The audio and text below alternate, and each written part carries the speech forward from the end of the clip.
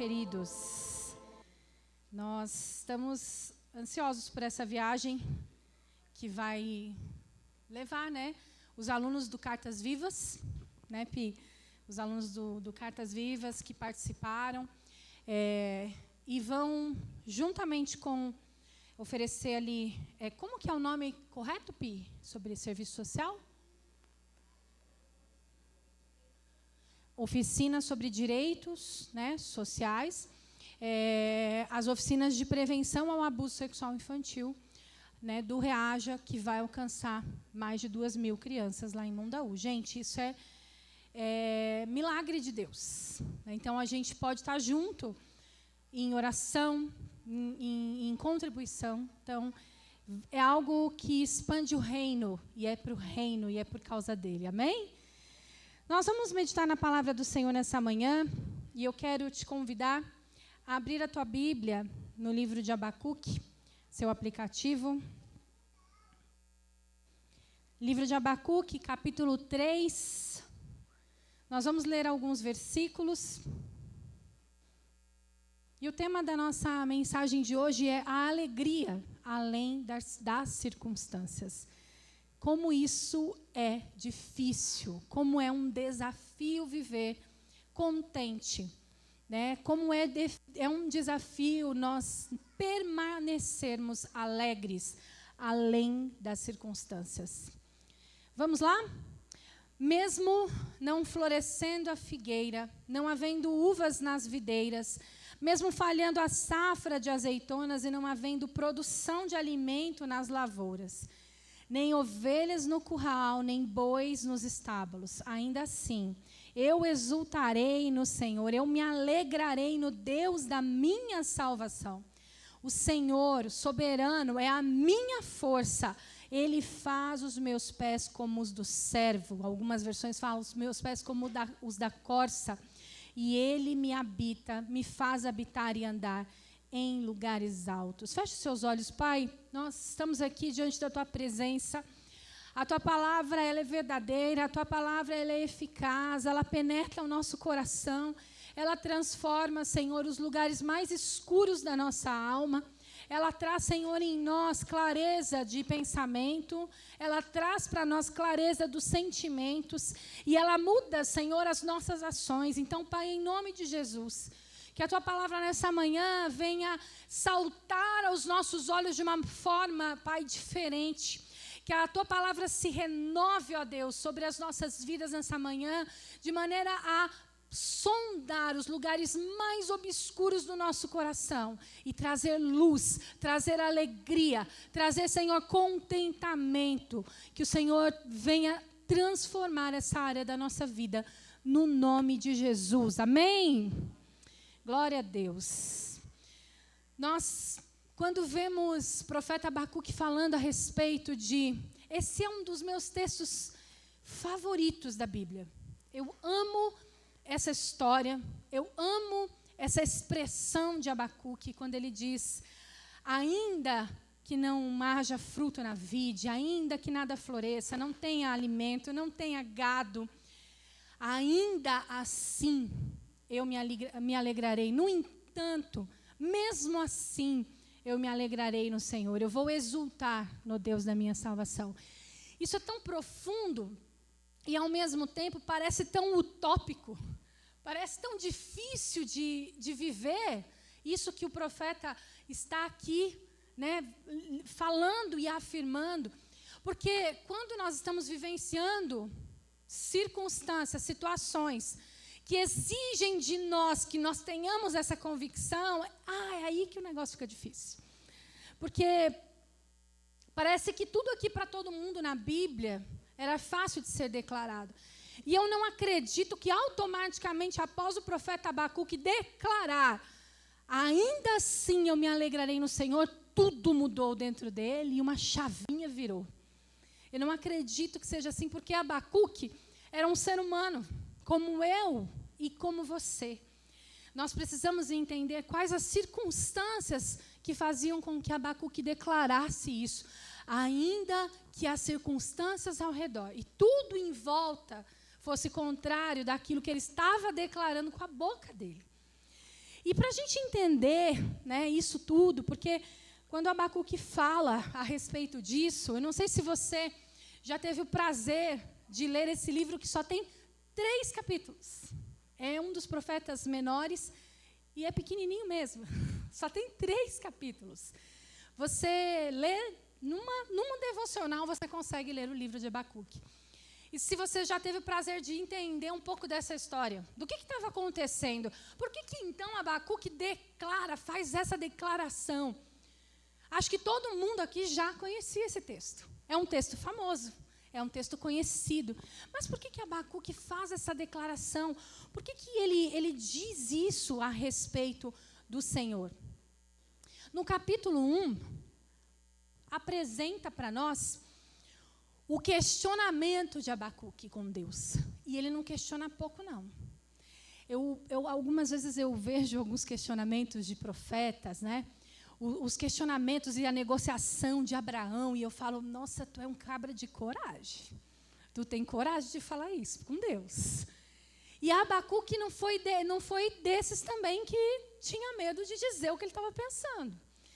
E Abacuque, ele questiona Deus ali no início do livro, e ele pergunta para Deus, como é que você permite? Você não, né? Você a gente fala aqui agora no nosso contemporaneidade, mas é como se ele dissesse, Deus, o senhor não está vendo o que está acontecendo? Ei, olha para cá.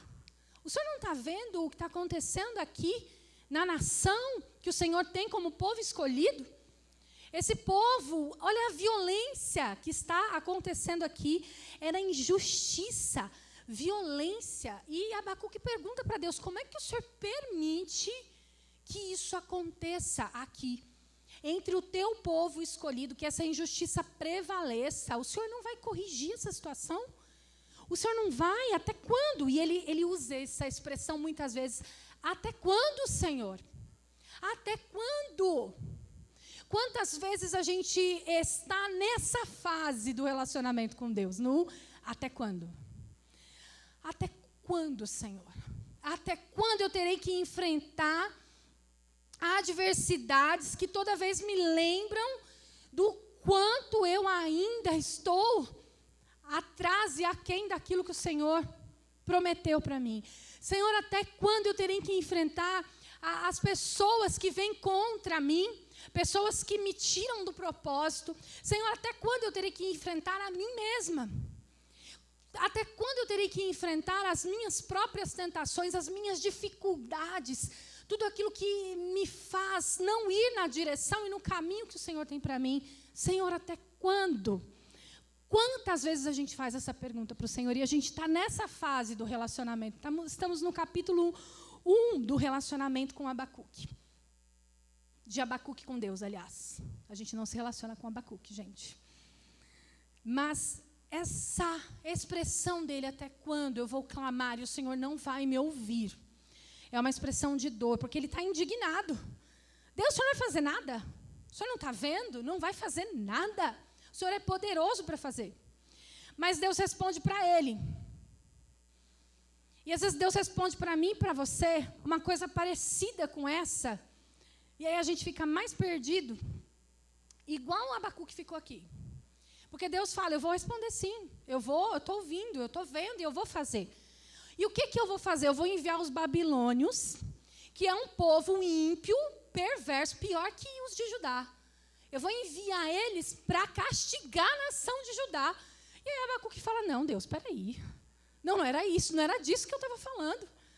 Como assim o Senhor vai enviar um povo pior do que esse que já está aqui para castigar o que está aqui?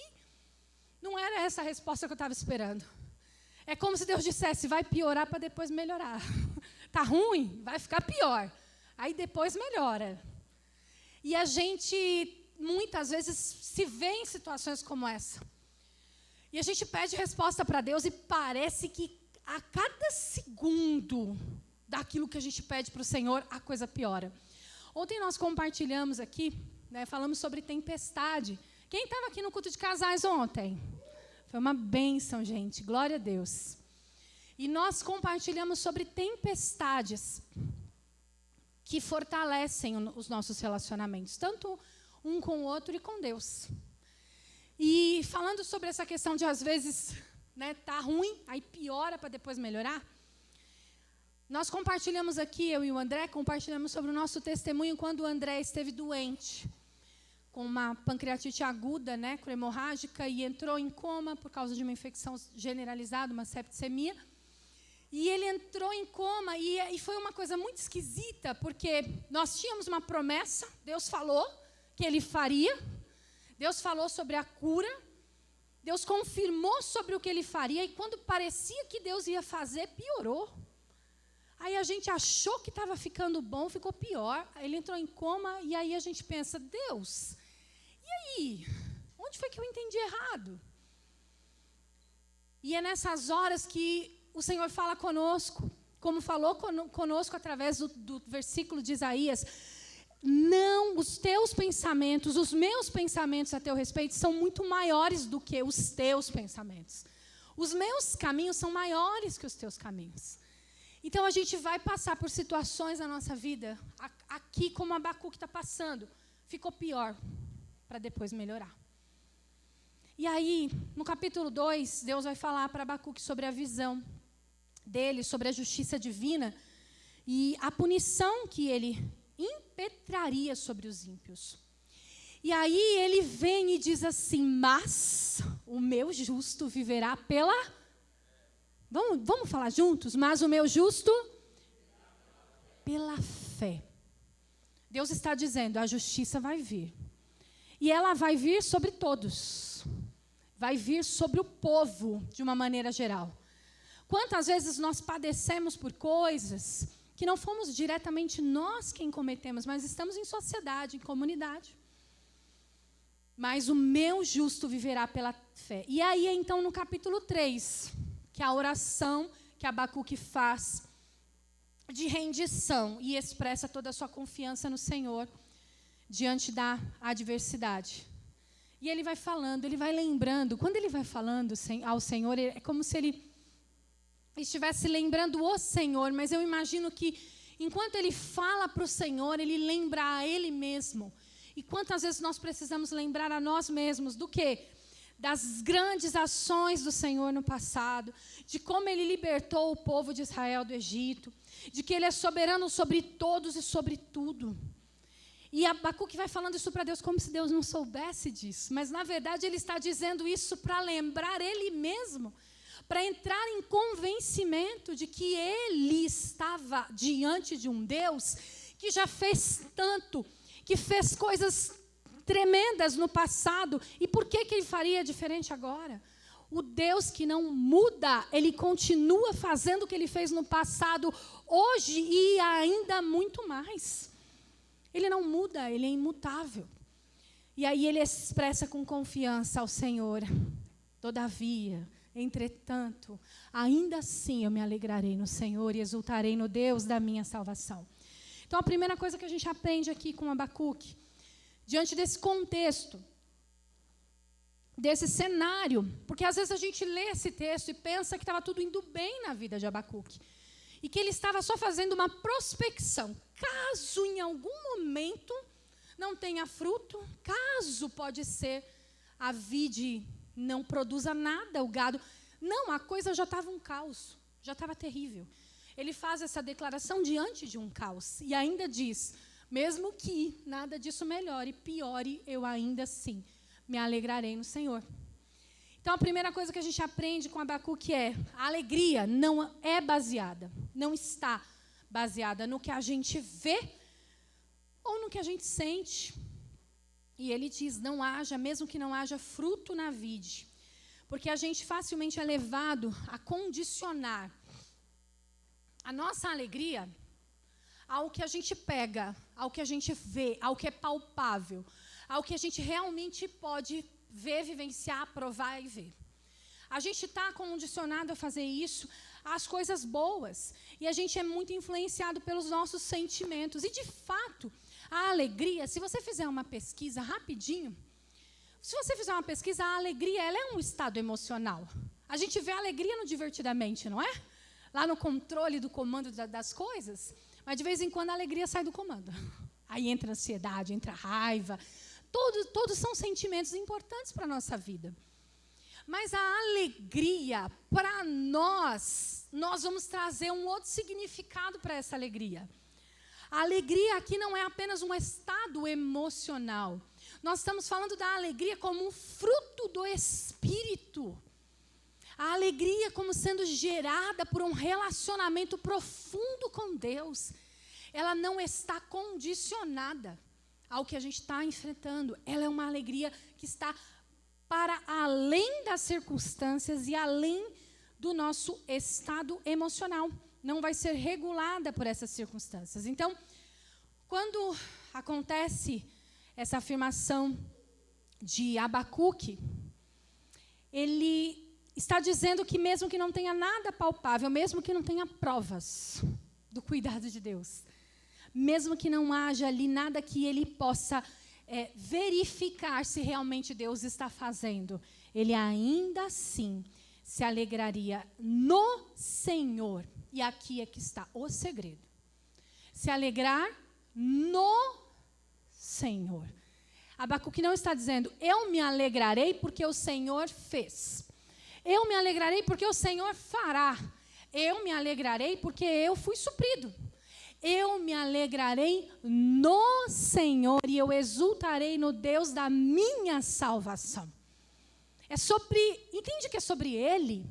É sobre em quem nós estamos e não nem o que não é o que nós temos, é quem nós temos. Deu para entender? Eu falei e ficou confuso isso. Não é sobre o que nós temos, mas é quem nós temos. É sobre Ele. O segredo está, eu me alegrarei no Senhor. Gente, é fácil isso? Não é. Não é. Isso não é fácil. Isso é extremamente desafiador. Porque nós somos condicionados a olhar para as circunstâncias para a gente se alegrar ou triste, ou se o tempo está bom, se o tempo está ruim. Nós somos condicionados a isso.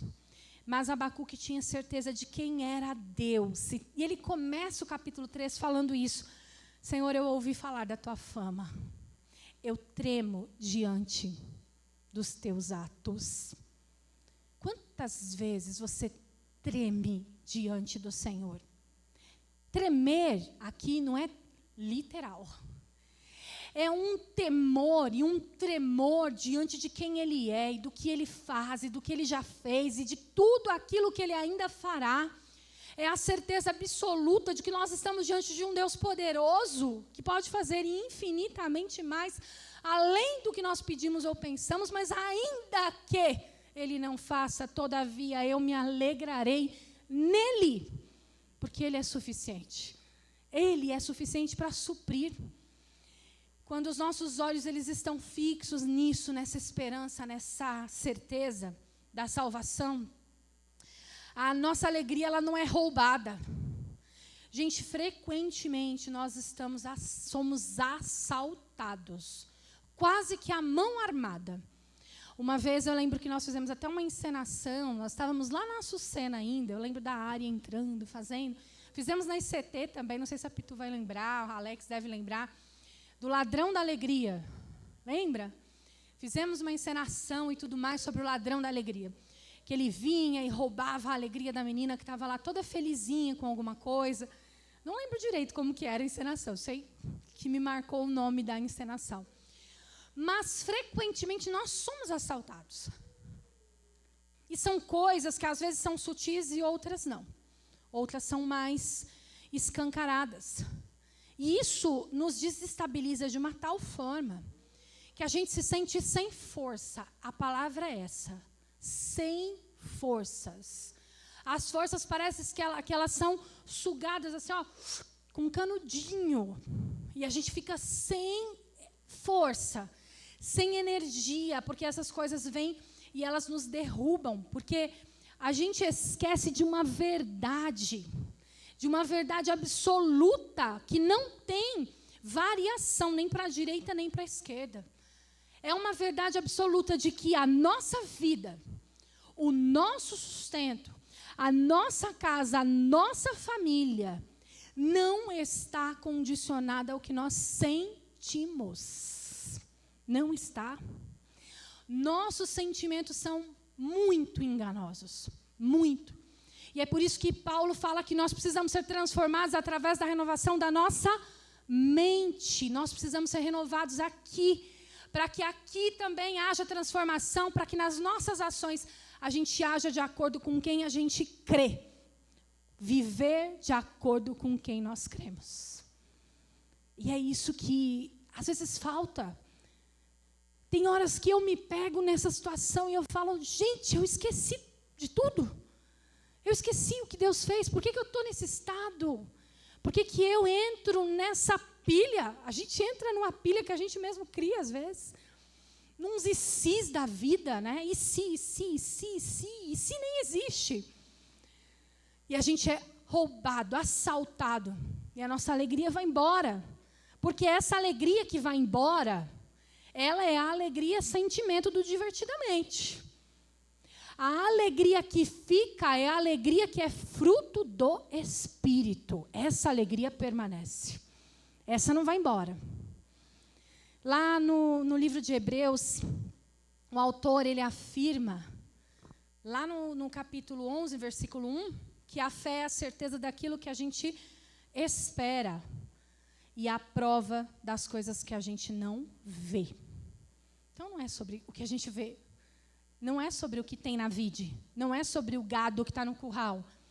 É sobre o que a gente espera e em quem a gente crê.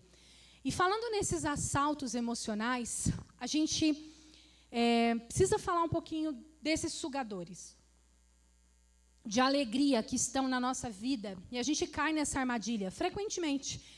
E existem alguns especialistas em sugar a nossa alegria. Às vezes, esses especialistas estão muito perto da gente. E às vezes é a gente. Às vezes você suga a sua e suga do outro. E nós queremos identificar isso para que a gente possa lutar contra esses especialistas. E nos tornarmos especialistas também em permanecer com a nossa alegria firmada no Senhor. E quais são esses especialistas? Vamos falar um pouquinho deles aqui, nesse segundo ponto. Críticas com ar de julgamento. O problema não são críticas. Às vezes a gente precisa delas, né? Pessoas que nos apontam, nos ajudam, nos direcionam. Mas vêm críticas com ar de julgamento ou com aquele ar de estou falando para o seu bem. Eu estou dizendo porque é isso, isso. E vem esse ar de julgamento e essa crítica que, quando a gente trabalha no Reaja com as crianças e a gente vai falar de sentimentos e tudo mais, sobre a interação das pessoas conosco, a gente costuma dizer para elas que Deus colocou dentro da gente um radarzinho. Sabe um radar?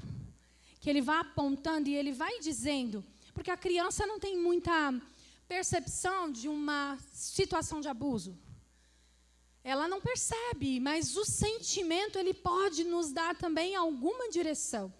Então, se aquilo vai causando algum tipo de constrangimento, algum tipo de vergonha, enfim, a gente precisa ter essa atenção também. Claro que, quando nós somos corrigidos, existe o constrangimento da correção.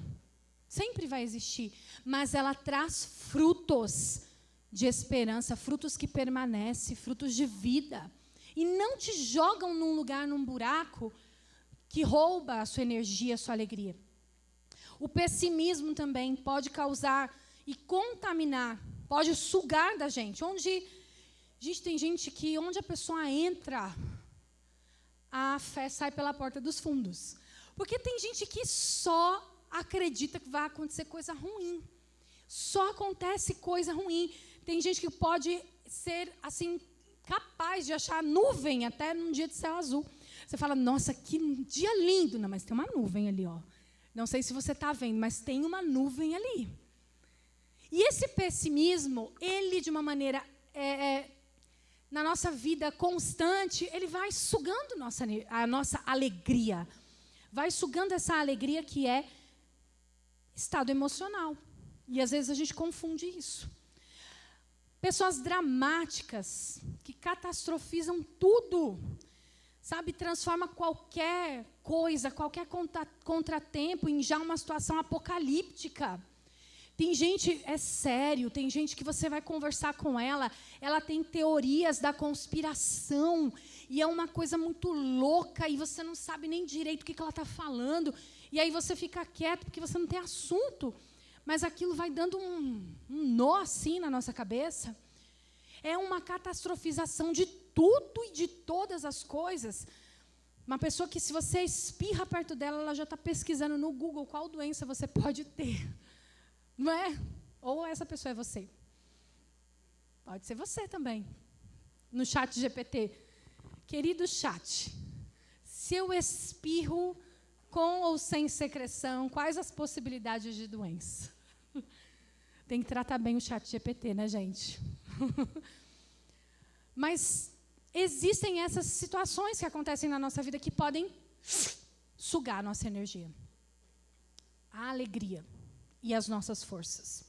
Mas tem outras coisas que são silenciosas, mais silenciosas que essa, porque essas às vezes a gente percebe que vêm de pessoas, mas coisas que vêm de nós mesmos. As comparações. As comparações, elas podem trazer para nós essa sensação de que a gente está sempre aquém do que está todo mundo vivendo. Então, a gente viver medindo a nossa vida por essa régua dos outros vai ser o atalho mais rápido para a frustração e para viver sem alegria.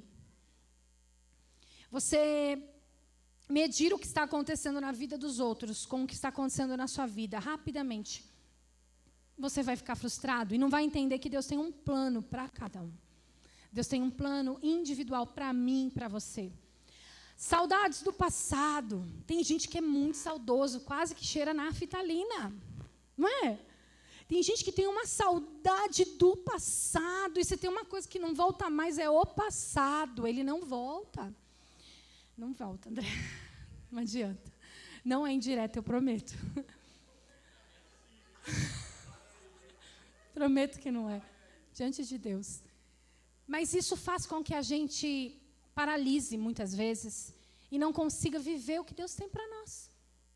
Não é? Aquela coisa de não ver alegria, não ver nada de bom no que é novo. É claro que as coisas antigas e aquelas que fundamentam, elas vão permanecer nos ensinamentos, e a gente pode, sim, ter essas coisas na nossa vida, mas a gente não pode paralisar como se só lá, só naquele tempo era bom. A gente ouve muita gente falando, naquele tempo, no meu tempo. A gente não lembra das coisas ruins, não? Do nosso tempo? Tinha tanta coisa difícil. A gente parece que tem amnésia de algumas coisas. E a gente fica, não, naquele tempo, na minha... A gente usou essa frase, na minha época, no meu tempo, tu já está velho. Se usou essa frase, a gente já está fazendo a curva aí da boa esperança. Essa frase é velha, que eu acabei de usar. Então, essas coisas, esses sentimentos, o cansaço, a sobrecarga, tudo isso suga a nossa energia, coisas, pessoas, sentimentos, o medo, a tristeza. Tem coisas que não estão no nosso controle, falamos disso ontem também. Tem coisa que não está no nosso controle, as catástrofes que acontecem, doenças que podem chegar, não estão no nosso controle, mas vão nos desfocar plenamente da alegria de nós sermos guardados em Jesus. E Abacuque sabia que o pior estava por vir. Ele estava achando que Deus ia resolver quando ele estava ali reclamando do jeitinho que ele queria.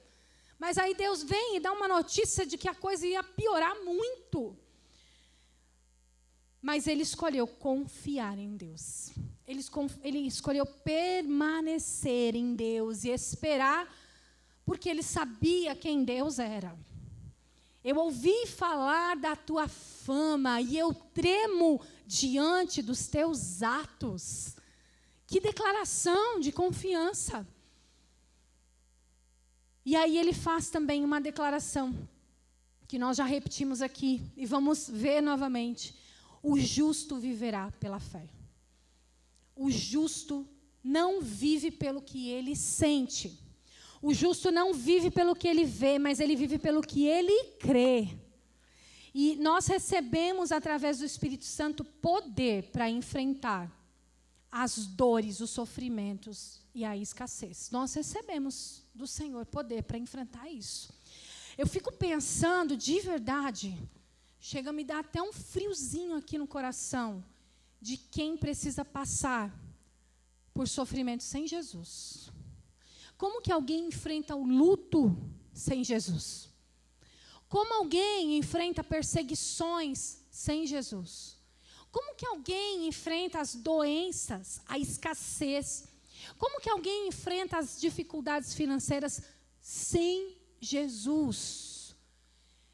Eu não consigo conceber a ideia de passar por essas coisas sem ter a certeza de que Ele está no controle.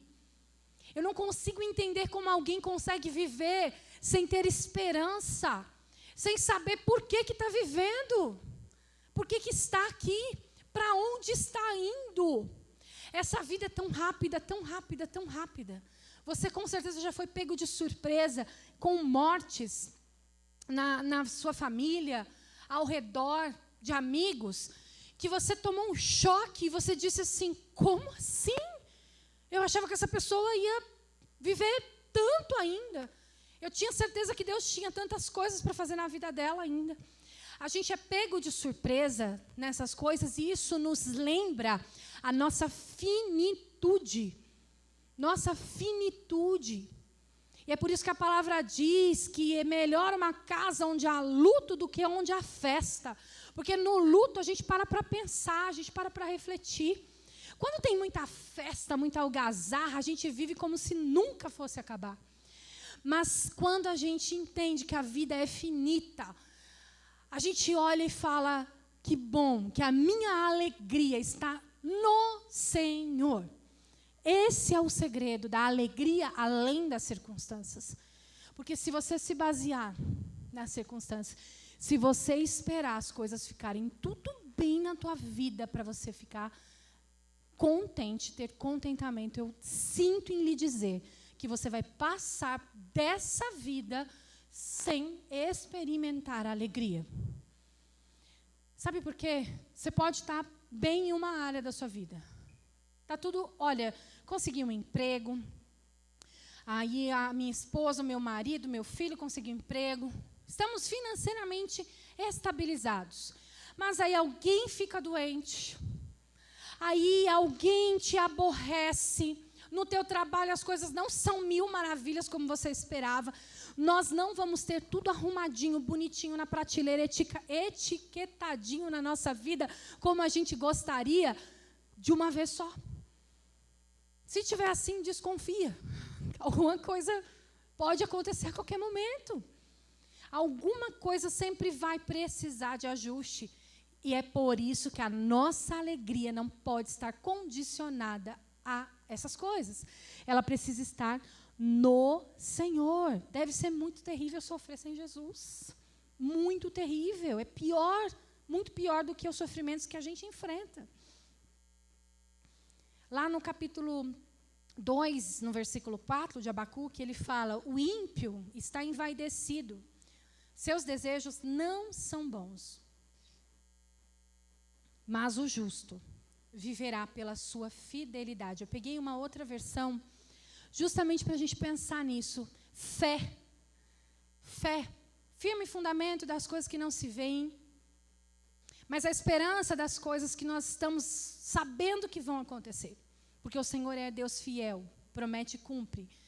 E fidelidade e fé, a gente percebe aqui então que nas versões são utilizadas como sinônimo. Fé, fidelidade. Por quê? A fidelidade é você viver firme. A fidelidade é você viver constante, não condicionado às circunstâncias. Fidelidade é você ter esse modelo de vida que Abacuque fala, o justo viverá pela fé. E Paulo replica lá em Romanos, o autor de Hebreus está aqui dizendo também que o justo viverá pela fé, pela sua fidelidade em quem ele crê, em quem Deus é, e não sobre as circunstâncias. Abacuque, mesmo passando pelos momentos de indignação, de angústias, de medo, ele faz uma oração, e essa oração é em forma de cântico. Esse texto que nós lemos no começo da mensagem, o capítulo 3, ele é um cântico de Abacuque. E ele fala: Deus, eu tenho ouvido as tuas declarações, eu me sinto, prestem bem atenção que aqui está. Nós já falamos que o segredo é viver nossa alegria em quem? No Senhor. Mas agora tem um segundo segredo, para que a gente não perca essa alegria no Senhor. Abacuque 3:2. Tenho ouvido, ó Senhor, as tuas declarações, e eu me sinto alarmado. Ele não estava de boinha, não, com o que Deus falou para ele. Deus falou que os babilônios iam vir. Ia destruir ainda mais o que já estava ruim. Ele não estava tranquilo.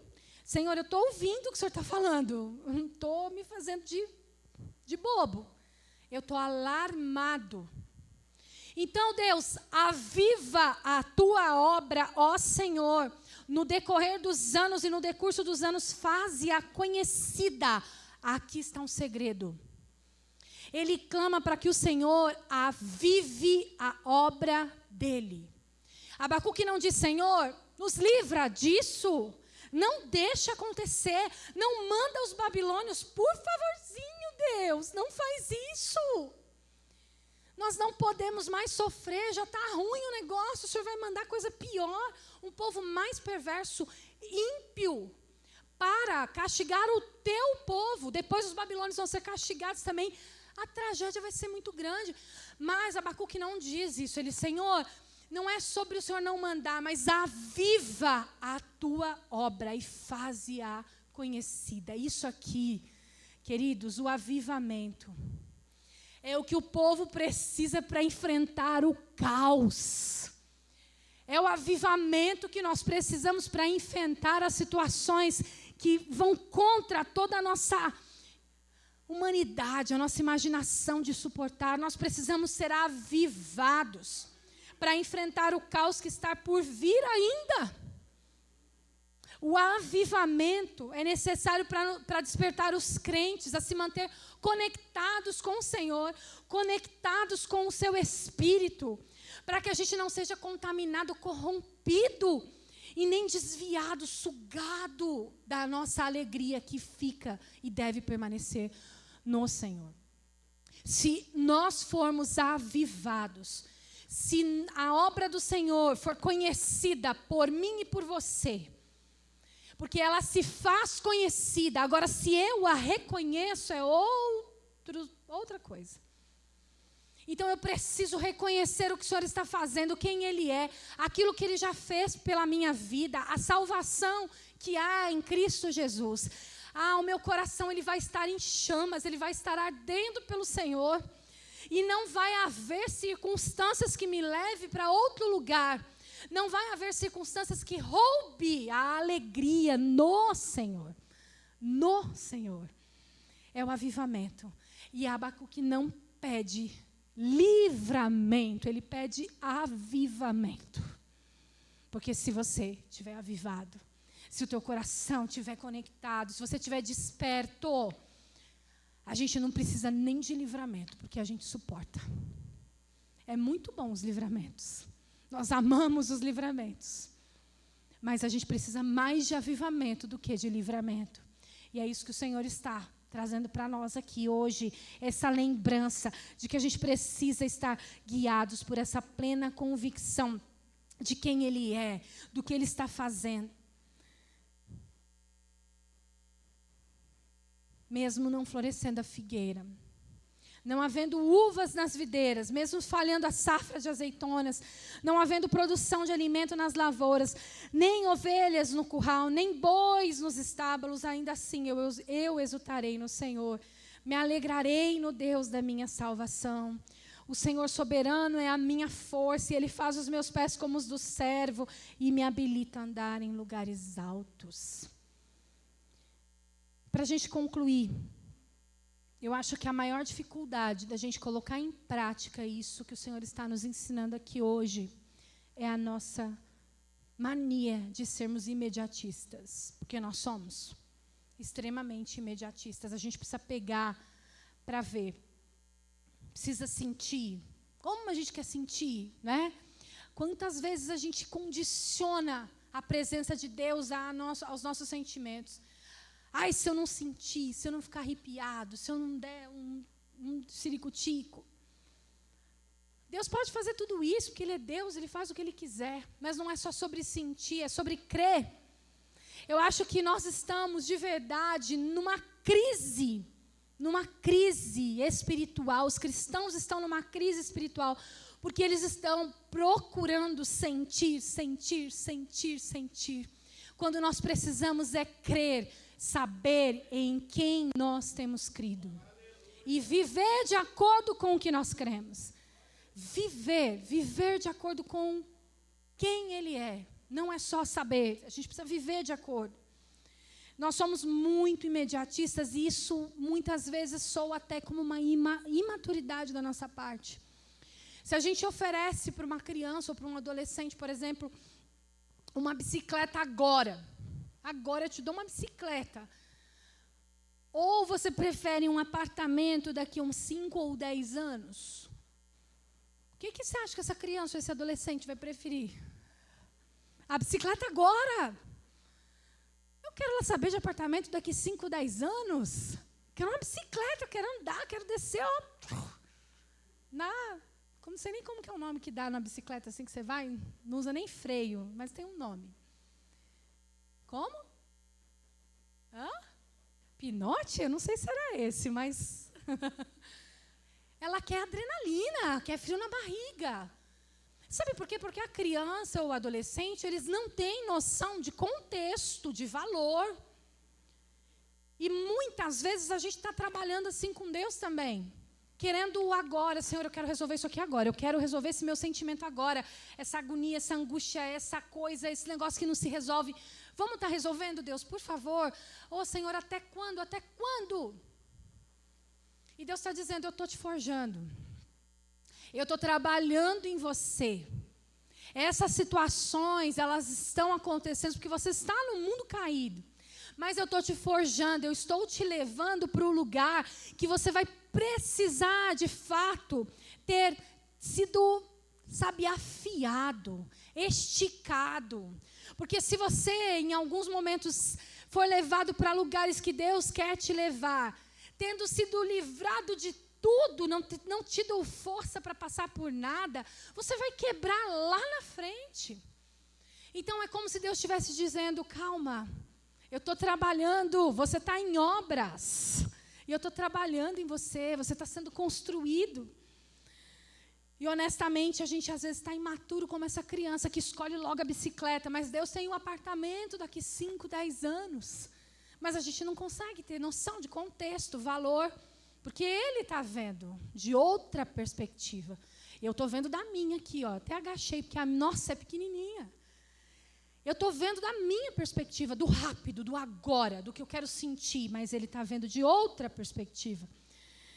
E é muito pior ainda quando as dificuldades e as tribulações que a gente está passando demoram a ir embora.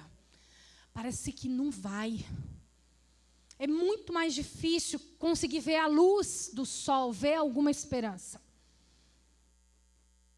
Mas o profeta diz, Deus disse ao profeta, que haveria esse tempo de alegria e de prosperidade.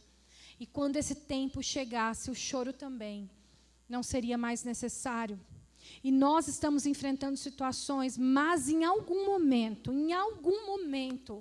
o Senhor, Ele virá e Ele trará respostas. E nós seremos fortalecidos.